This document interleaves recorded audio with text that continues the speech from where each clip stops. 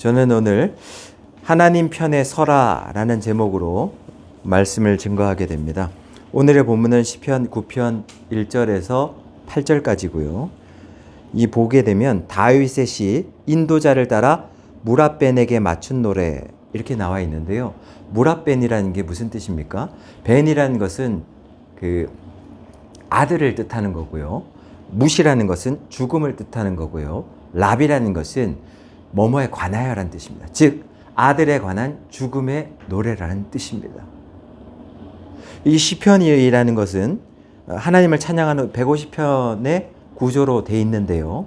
그런데 이 시편이 모세로부터 바벨론 포로 기한까지 약 1000년에 걸쳐서 편집되었기 때문에 이 9편이라는 것이 다윗이 지었다라고는 하지만 후대에 와서 다시 덧붙여졌을지 아무도 모르는 일입니다.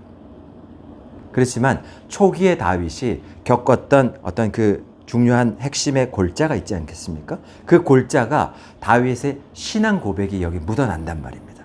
그렇다면 무라벤이란 그 아들의 죽음, 이거에 대해서 왜 노래하고 있는가? 이게 우리랑 무슨 상관이 있느냐라는 것이 오늘의 본문인데요. 보통은 그 아들의 죽음 하게 되면 고대에서는 장수의 죽음, 장수의 아들의 죽음 이렇게 이제 뜻하게 되는데 많은 학자들이 아들의 죽음이라는 거에 이제 동의를 하고 있고 다윗이 가장 역대로 장수의 아들이라고 했었던 그 골리앗 있지 않습니까? 커다란 골리앗이 죽었을 때 이 다윗 스스로가 정말 기뻐하면서 노래를 불렀었던 것이 시편 9편이 아니겠느냐. 물론 이것도 확실하진 않습니다. 뭐 압살롬의 죽음에 대한 노래다, 메시아의 죽음에 대한 노래다, 여러 가지 의견이 많습니다. 그런데 저는 오늘 여러 가지 의견 중에 밝혀진 건 없지만 아들에 관한 죽음에 대한 내용이라고 했을 때 저는 다윗이 역대 원수 하나님 편 대척점에 서 있는 원수가 죽었을 때, 그랬을 때 다윗이 하나님 앞에 찬양하는 그 노래라는 것에 맞춰서 이 내용을 설교하게 됩니다. 1절을 보게 되면 내가 전심으로 여호와께 감사하오며 주의 모든 기이한 일들을 전하리이다. 이렇게 말하고 있습니다. 다윗이 골리앗이 서 있는 장면에서 어떻게 보면 골리앗은 우리가 해결할 수 없을 정도로 이스라엘 중에서 아마 자신 있는 사람 나와봐라 했을 때 아무도 나갈 수가 없을 정도로 무시무시한 위력을 갖고 있던 원수가 나타났습니다.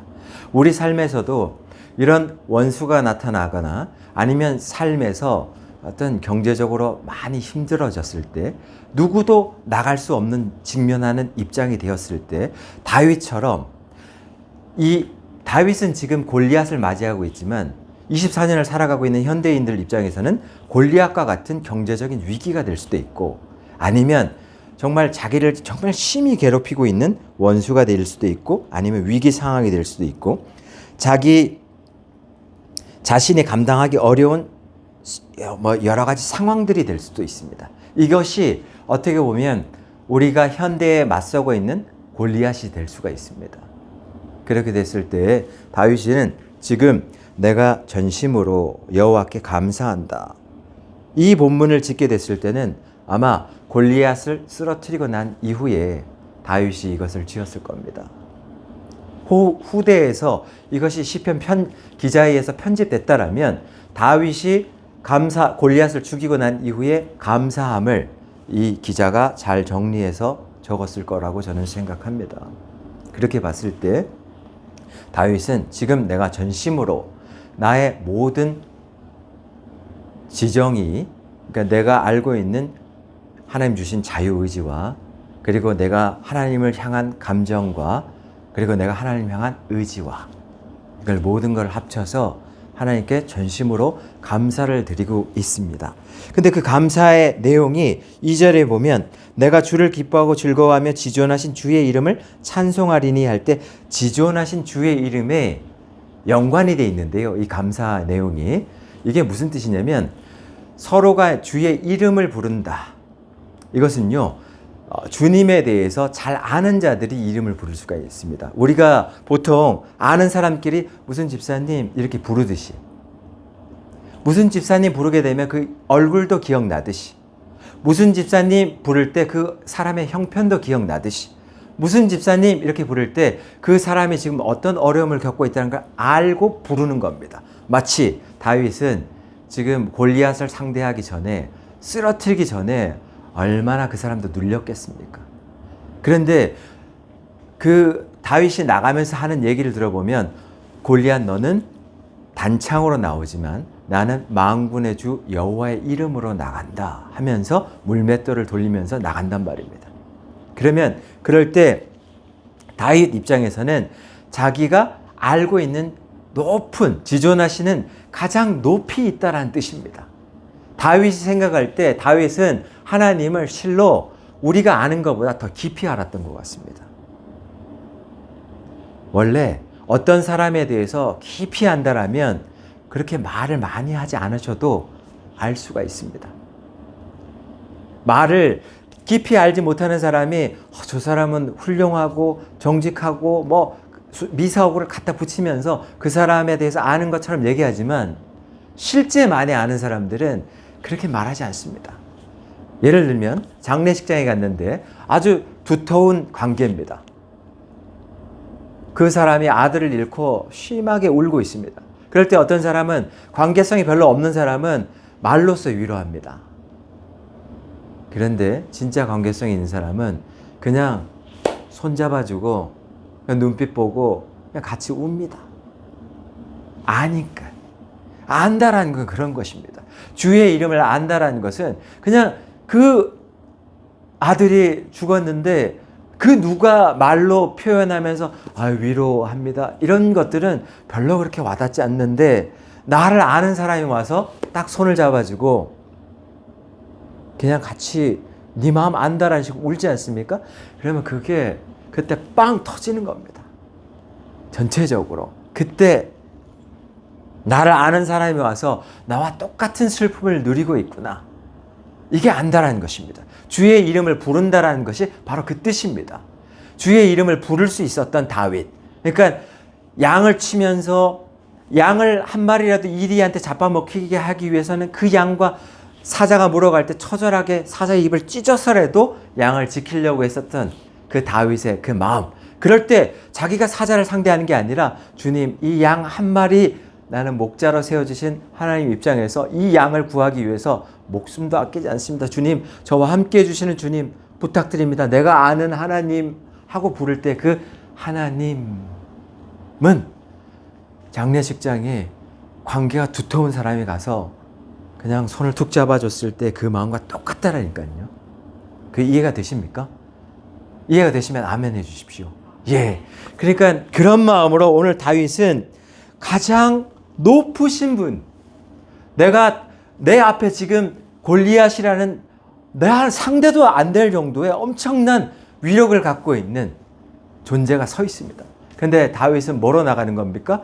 내가 생각할 때 가장 높으신 분, 내가 알고 있는 가장 존엄한 주의 이름, 여호와 니시, 승리를 인도하셨던 여호와 하나님, 여호와 라파, 내가 상처받고 힘들어할 때 나를 치유하셨던 하나님, 여호와 이레, 나를 위해 항상 뭔가를 준비해 주셨던 하나님, 여호와 삼마. 어디든지 들판에서 하나님 부르면, 내가 쫓기고 있을 때 부르면 하나님이 난 어디든지 있는 하나님이라 하고 교제해 주셨던 하나님. 이 모든 하나님이 이름이 100가지가 넘습니다. 그 하나님이 이름을 다윗은 아는 겁니다. 이 살리는 교회 동역자들이요, 그리고 시청자 여러분, 여호와의 이름을 안다라는 것은 피상적으로 아는 사람이 그냥 그분 이름만 기억나는데 얼굴은 잘 기억나지 않아, 그런 알미 아니라 진짜 그분의 여호와 하나님의 이름을 부를 때 그냥 온몸으로 느껴질 수 있는 그분, 그가 오늘 24년도에 골리앗과 같은 경제적인 압박에 서 있다라면 그는 오늘 다윗처럼 부르라는 것입니다. 전심으로 나의 지성과 감정과 하나님 힘들어요. 하나님 내 의지가 생기지 않아요. 하나님을 알고 있는 하나님 여호와 삼마 어디 계십니까? 부르라는 것입니다. 그렇게 부르면서 하나님 앞에 골리앗을 상대하라는 겁니다. 부르면서. 그렇게 될 때 어떤 현상이 일어나느냐? 3절에 보면 내 원수들이 물러갈 때에 주 앞에서 망하님이이다. 예, 다윗의 고백인데요. 항상 봐왔습니다. 내가 주의 이름으로 만군의 여호와의 이름으로 엘로힘 이렇게 부를 때 삼위일체 하나님 부르고 있어요. 그리고 창조하셨던 하나님을 부르고 이렇게 불러갈 때 그 어려움을 그 날 맡고 있었던 원수들을 예수 그리스도의 이름으로 하나님의 이름으로 그냥 부르는 것만으로도 그 길이 열린다. 다윗이 압살롬 자기 아들에게 쫓겨나갈 때 그럴 때 다윗의 세력이 상당히 약했습니다.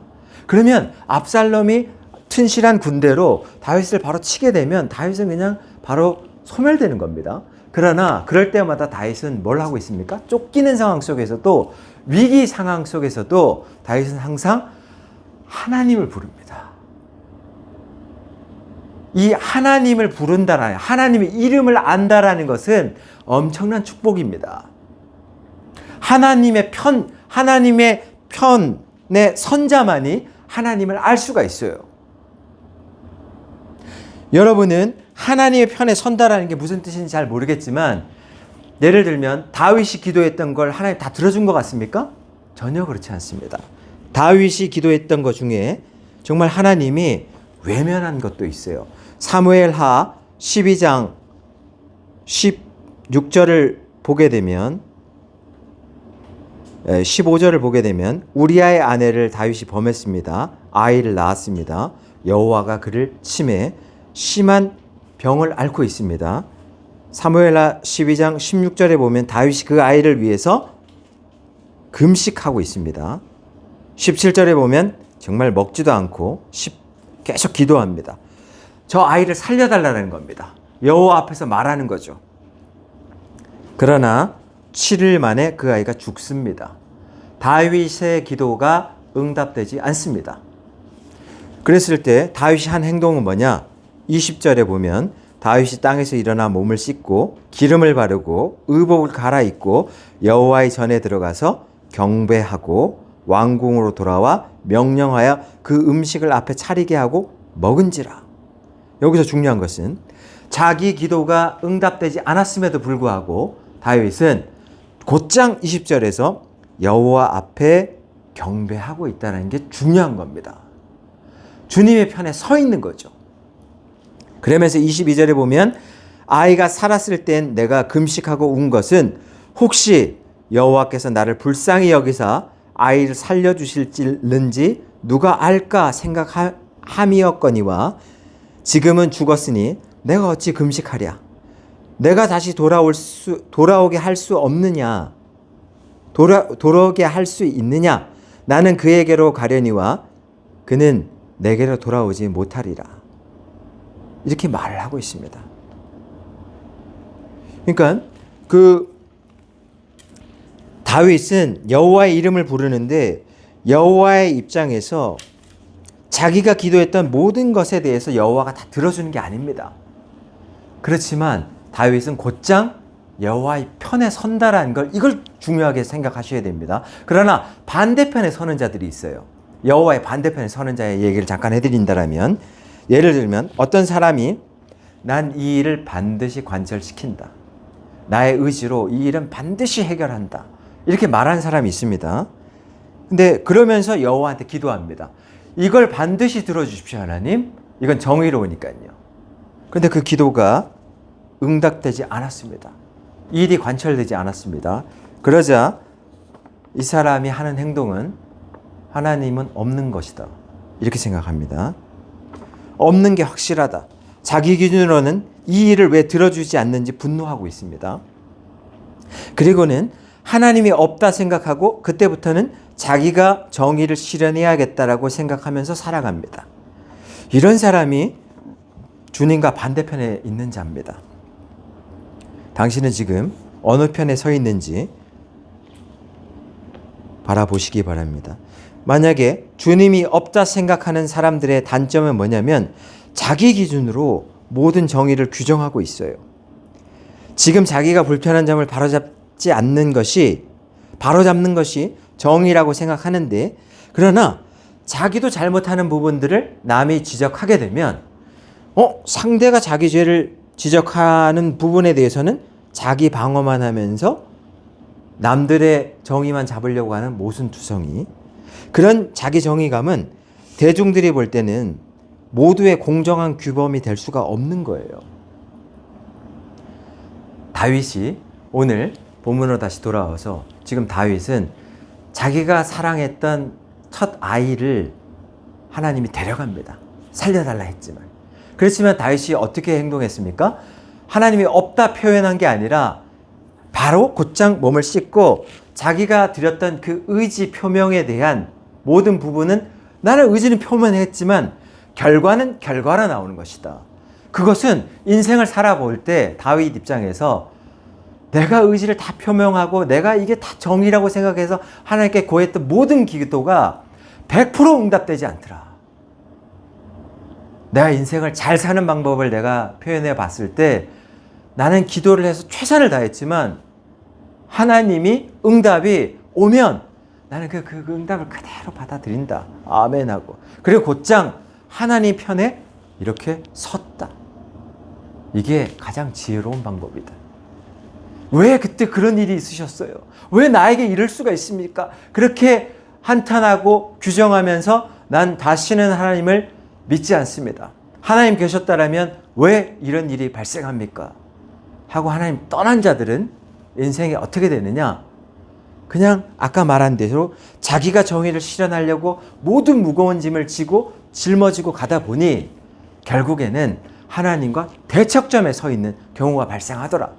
그러면서 구원은 구원대로 받을 수도 없는 상황으로 도래하는 상황이 발생했단 말입니다.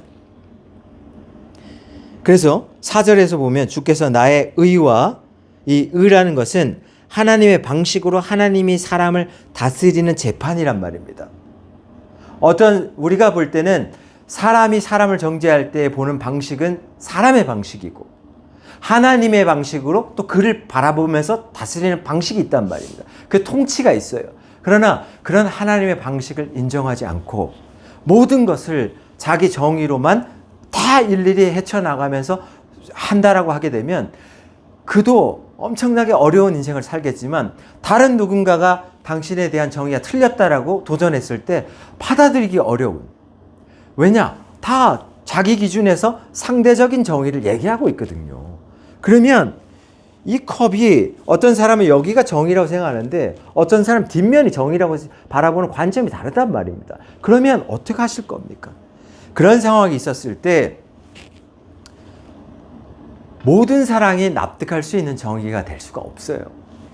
그런 면에서 하나님의 방식을 따르는 것이 맞다. 그리고 4절에서 보면 송사를 변호하셨으며 이렇게 이제 나와 있는데요. 이 하나님께서 지금 다윗이 어떤 것이 옳고 그름을 하나님의 방식으로, 또 다윗의 옳고 그름을 하나님의 방식으로 변호를 하고 있습니다. 보좌에 앉으셔서 의롭게 심판을 하고 있습니다. 이 하나님의 의로움에 대해서는 우리가 생각하는 인간의 의로움과는 달라요. 그러니까 이 의로움이라는 건 뭐냐면 우리 입장에서는 과거에 유전돼서 왔었던 죄도 있지만 일평생 살아오면서 한 번도 죄를 안 지은 자가 있겠습니까?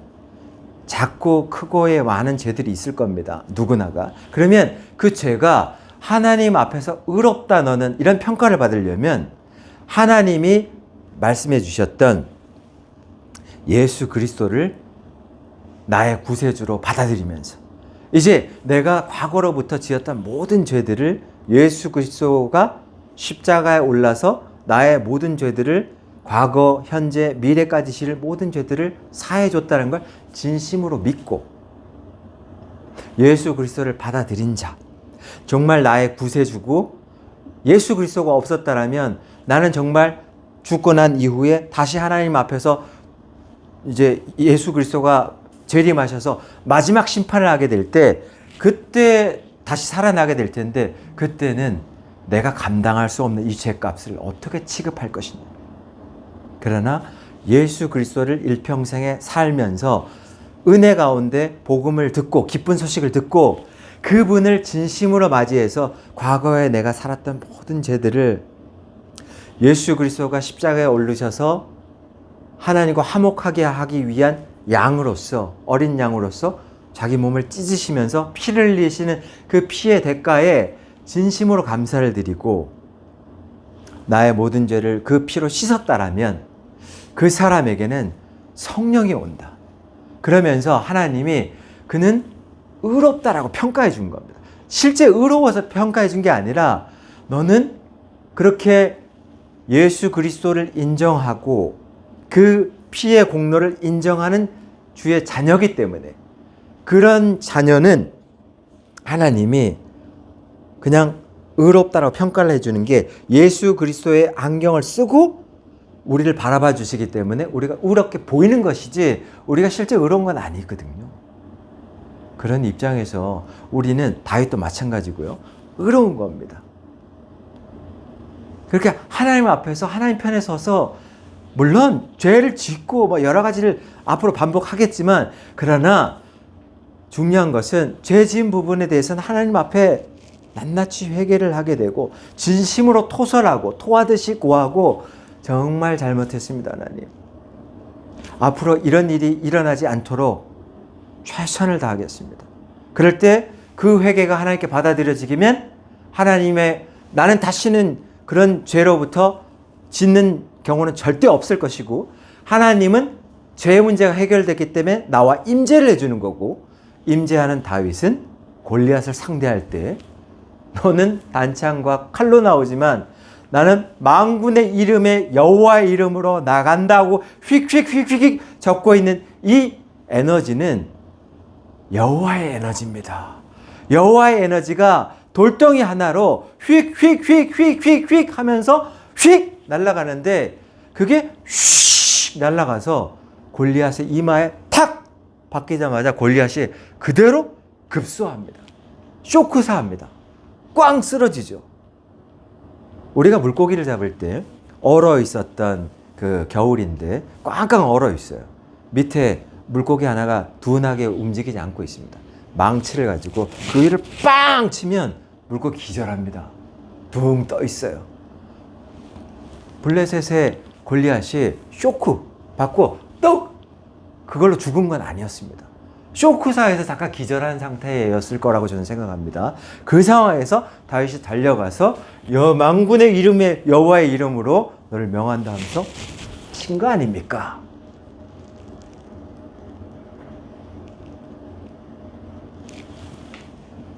그래서 5절에 보면 이방 나라들을 책망하시고 그리고 악인을 멸하시며 그들의 이름을 영원히 지우셨나이다. 이렇게 다윗이 고백하고 있어요. 이방 나라들이라고 하면 다윗의 이렇게 민족들을 괴롭히는 이방 나라들을 말하고 있겠죠. 하나님을 믿는 민족을 괴롭히는 그런 이방 민족들을 멸하시고 악인이라는 것은 하나님 보실 때 사악하다는 겁니다. 하나님 보실 때 어떻게 그런 생각을 할 수가 있냐. 그런 아주 사악함, 그런 걸 갖고 오는 거를 하나님은 중심을 보시기 때문에 절대 간과하지 않습니다. 그러면 그런 악인을 그들의 이름을 영원히 지운다라고 합니다. 그럼 지운다는 건 무슨 뜻이냐? 양피 옛날에는 이제 그 파피루스라고 해서 이제 양가죽 같은 데에 막 적었지 않습니까? 그거를 닦아내서 지우는 겁니다. 거기서 어떤 이름을 지워내는 거야. 그러니까 생명책에서 지워내는 경우가 발생할 수도 있겠습니다. 그러니까 이런 정도로 하나님은 무시무시하게 악을 행하려고 하면 그 악을 행하는 것조차도 싫어하고 또 악행을 했던 것조차도 싫어합니다. 악행을 했던 사람들은 회개해야 하는 것이고 또한 악행을 앞으로 할 사람들도 하나님을 싫어합니다. 그러니까 예수 그리스도의 이름으로 은혜를 받았던 우리들은 이제 거기서 모든 게 해결된 우리 입장에서는 그 죄를 자꾸 반복하면 안 돼요. 정말 감사하게 구원해 주셨으니 이제는 이런 죄를 다시 반복하지 않고 성령이 들어왔던 성령이 주는 생각대로 앞으로 살아갈게요. 그게 예수께 빚 갚는 방법이라고 제가 말씀드렸지 않습니까? 그 생각으로 계속 살아가는 자, 그런 사람들은 6절에서도 이런 현상들을 항상 볼 수가 있어. 원수가 끊어져 영원히 멸망하여 싸움니 주께서 무너뜨린 성읍들을 기억할 수 없나이다. 이런 것을 계속 보게 될 겁니다. 참 신기한 게 뭐냐면 다윗의 적들인데 그런데 하나님 앞에서 쓰러지고 있습니다. 그러니까 3절을 보면 내 원수들이 할 때 내 원수는 누굽니까? 다윗의 원수들입니다. 그런데 다윗의 원수들이 물러갈 때 주 앞에서 넘어져 망한다. 왜 내 원수가, 다윗의 원수가 왜 주님의 원수가 되는 겁니까? 다윗의 관계성 때문에 그렇습니다. 다윗이 만군의 여호와의 이름을 부를 때 그 관계성, 나는 여호와가 어떤 분인지를 안다라는 그 관계성, 내가 하나님 나의 왕인데 나는 주님 왕 앞에서 들녘에 있었던 한낱 나의 목동, 하나님이 항상 나를 보살피는 나는 어린 목동, 그런 입장에서 주님께 모든 걸 의탁하고 내 계획대로 열어주시는 대로 난 나가는 나약한 목동, 하나님의 도움이 없으면 살아갈 수 없는 나의 목동, 이걸 너무 잘하는 겁니다. 다윗은 나중에 왕이 돼서도 너무 잘 알고 있어요.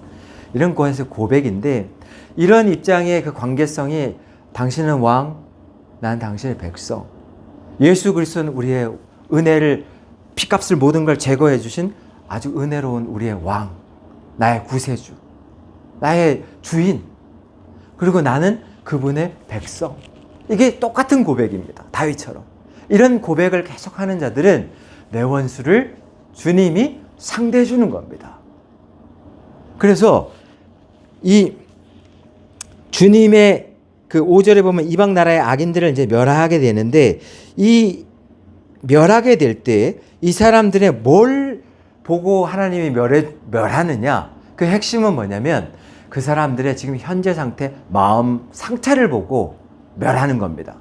예를 들어서 제가 이제 관상가 예화 하나 말씀드린다면, 아주 중국에 어떤 훌륭한 스승이 있었어요. 제자를 양육했습니다.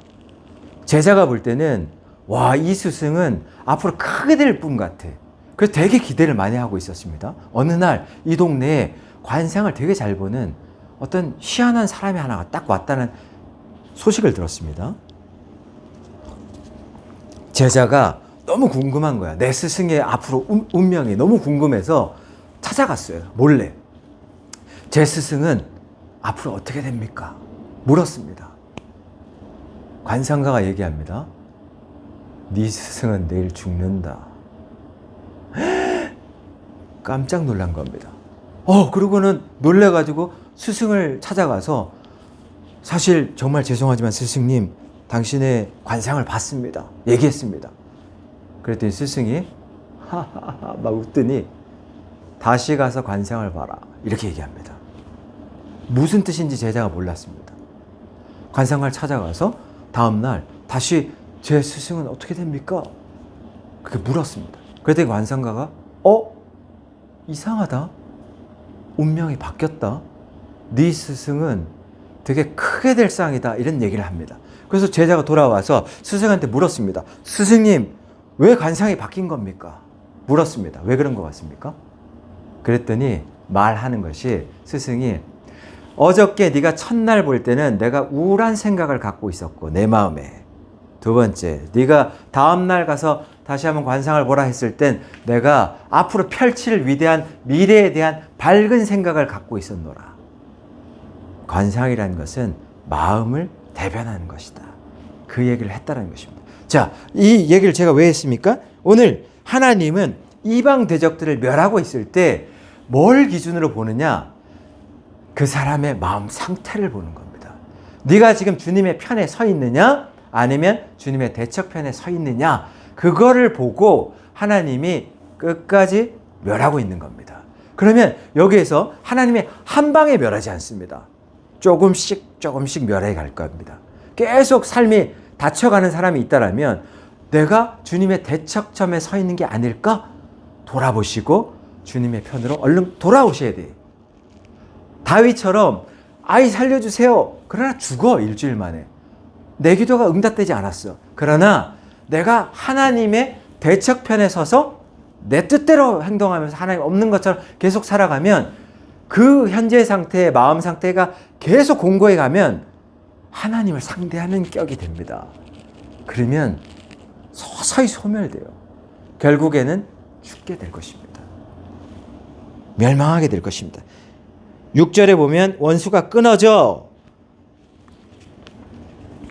영원히 멸망하여 싸우니 주께서 무너뜨린 성읍들을 낱낱이 기억할 수가 없다는 뜻입니다.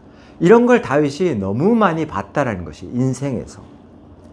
주님을 의지했을 때 주님을 의지하는 사람, 하나님이 개입한 하나님과 함께하는 자들은 주님이 직접 상대하는 겁니다. 그 대적들을. 그 경제적인 위기도 직접 상대하는 겁니다. 그렇기 때문에 우리는 뭘 기억해야 되냐면 7절에 보면 여호와께서 영원히 앉으시며 심판을 위해서 보좌를 준비하셨다. 여호와는 자기의 백성이 항상 공의롭게 살아가는 모든 부분에서 그 백성을 앞길을 막는 어떤 것들이 있다고 하면 그 부분에 대한 심판을 할 준비가 항상 돼 있다는 뜻입니다. 그리고 8절에 보면 공의로 세계를 심판하신다. 만민에게 판결을 내리실 것이다.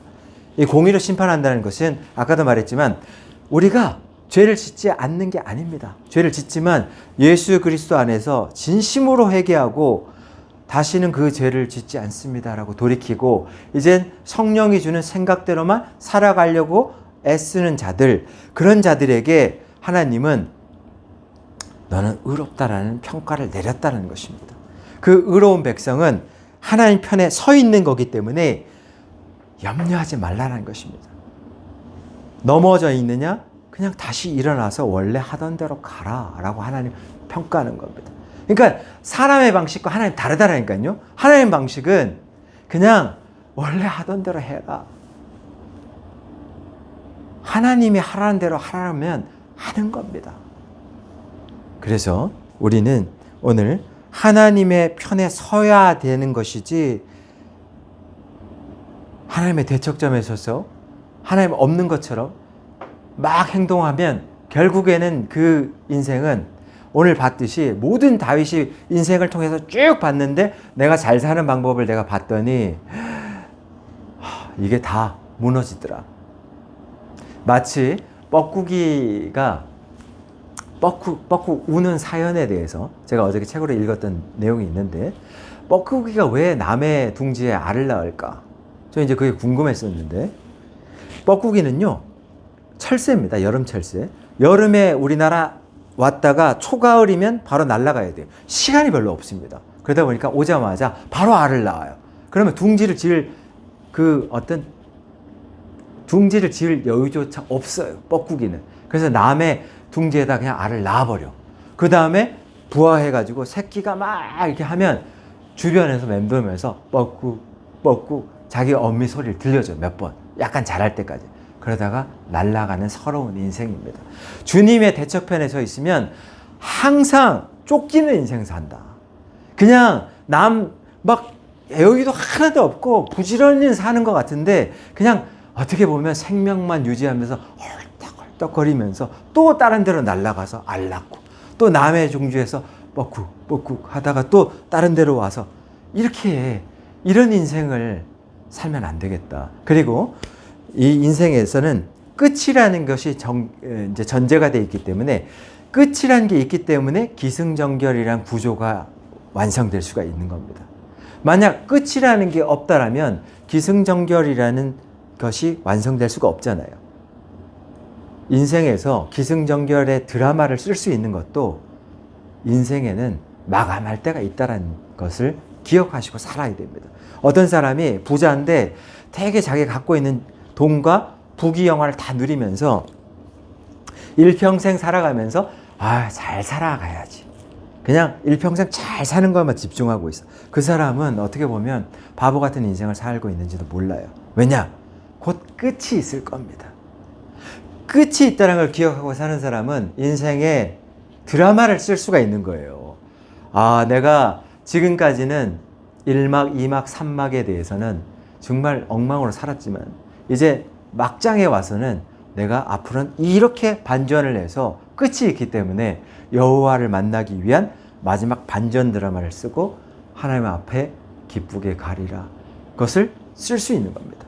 일평생을 살면서 돈이 많은데 뭔가 허한 느낌이 안 드는 사람은 어떻게 보면 하나님께 부름받지 못한 사람들입니다. 그런데 팔복에서도 그런 얘기가 나오지만 심령이 가난한 자는 하나님께 복이 있다라고요. 여호와께서 복이 있다라고요. 그 심령이 가난한 게 무슨 뜻이냐? 돈도 있고 모든 게 다 채워져 있는데 왜 이렇게 인생이 허무하지? 왜 이렇게 인생이 이게 단가? 이런 마음이 있어요. 그게 영원히 채워지지 않은 하나님이 주는 복이란 뜻입니다. 인생을 살면서 집을 마련하고 뭐 모든 걸 다 갖췄어. 나는 다 충분히 완벽해서 이제 즐기기만 하면 돼. 아무것도 뭐 허무한 것도 없어. 이렇게 달려가는 자. 그런 자들은 불쌍하다. 그렇게 하나님 말씀하십니다. 오히려 없지만 많이 갖췄지만 왜 이렇게 허무하지? 왜 내 마음 안에 이렇게 하나님 말씀 뭔가 신이 있을 것 같고 그 신을 만나고 보고 싶고 만난다라면 왜 내 인생이 이렇게 허무합니까? 그 알고 싶은 자들, 그런 자들은 복이 있다. 하나님 편에 서라. 저는 그 말씀을 드렸습니다. 예, 기도하시겠습니다. 예, 하나님 아버지 감사합니다.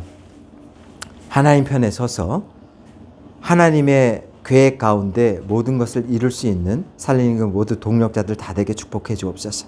감사하고 예수 그리스도의 이름으로 기도드렸사옵나이다. 아멘.